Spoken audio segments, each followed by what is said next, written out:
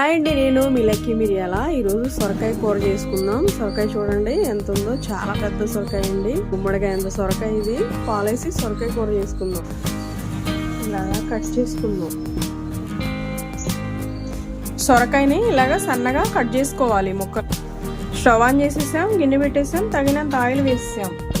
తాలింపు గింజలు వేసుకుందాం. పచ్చిమిర్చి, ఆనియన్స్ వేసుకుందాం. తగినంత పసుపు వేసుకుందాం. ఆనియన్స్ వేగినాయి, సొరకాయ ముక్కలు వేసుకుందాం. తగినంత సాల్ట్ వేసుకుందాం. ఇలాగా టాస్ చేసుకుందాం. ఇలా మూత పెట్టేసి ఉడికించేద్దాం. ఉడికిందామో చూద్దామండి. చక్కగా ఉడికిందండి. తగినంత కారం వేసుకుందాం. 2 నిమిషాలు అయిందండి, చూద్దాం.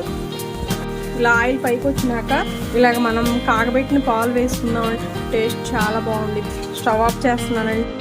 ఎంతో కమ్మగా ఉండే సొరకాయ కూర రెడీ అయిందండి. లైక్ చేయండి, షేర్ చేయండి, సబ్స్క్రైబ్ చేయండి.